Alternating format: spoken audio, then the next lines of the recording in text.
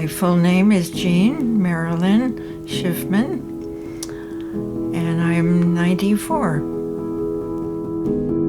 Years young.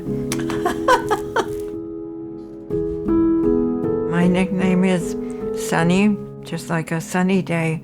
I got that years and years ago. I was probably 16 years old when someone says, "Oh, where did you get that name?" Then I say, "Well, if you can't tell, then it probably doesn't fit anymore." I was a senior in high school when World War II started. The Civil Service called me. They told me about this new opportunity with the Civil Aeronautics Administration, which was the forerunner of the FAA. It was doing all of the radio communications between air traffic and the ground, and they were looking for women. There was no direct communication at that time between airplanes and air traffic control. They had to report over each station to somebody on the ground. We had to learn teletype operation, something called photo tape, which was a little tape that you could type up ahead of time. We learned how to make weather observations. I've become a certified weather observer. My first assignment was Mount Shasta, and probably the scariest thing at Mount Shasta was the obstruction poles. The radio was on the top of the pole. These were about 75 feet high. I was always terrified of heights, just terrified. I don't like standing on a chair. And to climb up that was just scariest thing for me. I worked 9 years. My last place was Las Vegas, and I had wanted to learn to fly. I had had one flight lesson. I thought, this is not like standing on a chair. Here I'm sitting in a chair, I'm strapped in, I see these nice wings out here. I can see everything. It was wonderful. And so when I was in Las Vegas, I finally started learning there. And I had terrible instruction. I had a former military guy who was kind, but the problem was I knew everything required to be a pilot except what made the airplane fly. I think he assumed that I understood everything about the airplane. And so on my first solo, he said, "You just go around the pattern once and land, and I will be right here." And of course, I knew everyone in the tower, and I thought they were my friends. So I took off, and I was on downwind. I could see that Bonanza Airlines, which flew DC-3s, was down there ready to take off. And I thought, oh, my friends in the tower are going to let me land first. But no, they say, "Continue your downwind. We will call your base." I had never heard that. I had never flown downwind away from the airport. So I'm getting closer to the ground. And finally, they said, "Start your base and you're cleared to land." And I'm like 3 miles away from the airport. I had never, ever done this, a straight-in approach. But it worked out perfectly. But when I landed, the instructor came running over with a red face. He was furious. I said, "Well, the tower told me to do that." He said, "Well, I'm going to go call them." So he called them on the phone, and he came back shaking his head. He said, "If I had that dirty laugh on a record, I'd make $1 million. They were just playing a trick on you." So that was my introduction to flying. I got my private, and then I married Mr. Schiffmann, so I was pretty well grounded for the next 10 years. I became a 99 in 1968. The 99s officially is the International Organization of Women Pilots. I've always said that 99s are your best friends.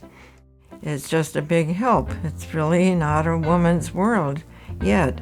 And so to have someone like a sister who is there to support you is very, very important. And that's actually when I started thinking, well, this is pretty interesting. Maybe this is something that I would want to do, to be an instructor.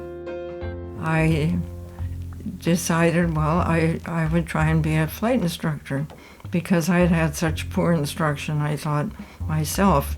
And we had 4 sons, and only the youngest one was the only one ever interested in flying. So when I decided to learn to be an instructor, I would sit on the right side of the airplane, which seemed totally wrong, and practice with him. Well, so I did become an instructor, and I loved it. I had so many difficult students that other people had given up on simply because they didn't explain things.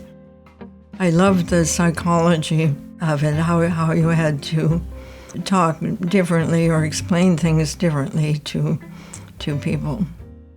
I had a student who needed an airplane to travel. I always taught any student that when your airplane is on the ground, it should be tied down. And he always did that. He religiously tied the airplane down.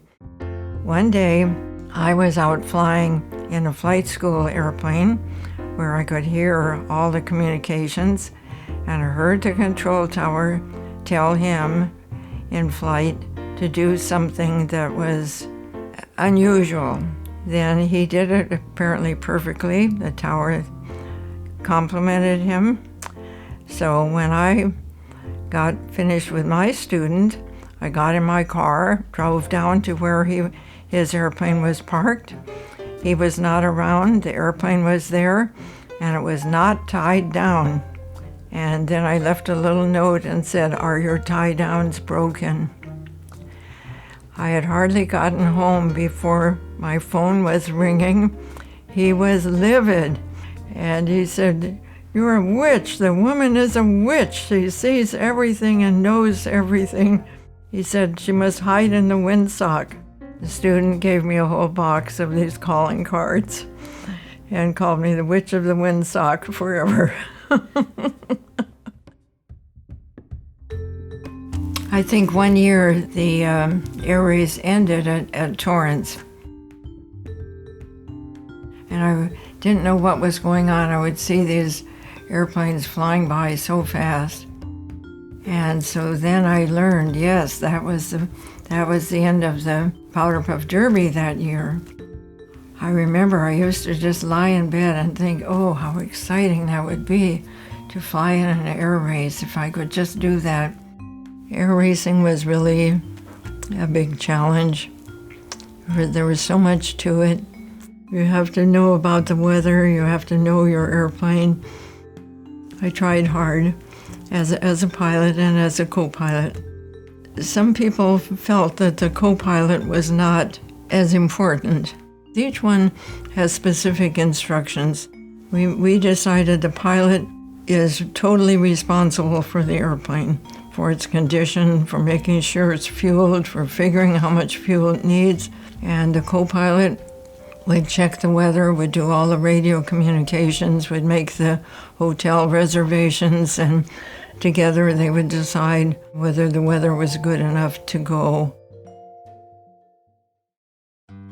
I went on the Palms to Pines many times, and then I flew in the Powder Puff Derby 7 times, including the last one, which I took one of my students. She said, "I thought this race was supposed to be glamorous."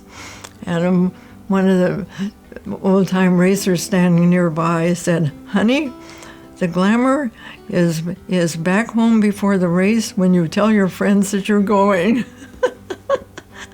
And I thought, that's about right. It's really a test of stamina. I have a whole stack of Powder Puff Derby and Air Race Classic programs, and I have to look in there to see, was I in this one? Usually I could remember by the route, but not always. I have lots of trophies around, and people always said, well, did you win? Well, you win just to get there safely. In 2003, which would have been the 100th anniversary of the Wright brothers' first flight, the FAA came up with the idea to make an award for certain flight instructors who had been flying more than 50 years. No matter how many days you go up from the same airport, the view is never the same. You learn to appreciate the colors more, what the wind is doing, what the clouds are doing, what other airplanes are doing. You have all these troubles, all these things in your mind, and you get up there and it's like they are all down there. I left them behind. I always wanted to stay up longer. You just feel so free. It's just a wonderful, wonderful, special feeling. And then when you can do it by yourself, it's like, oh, I am I am really something.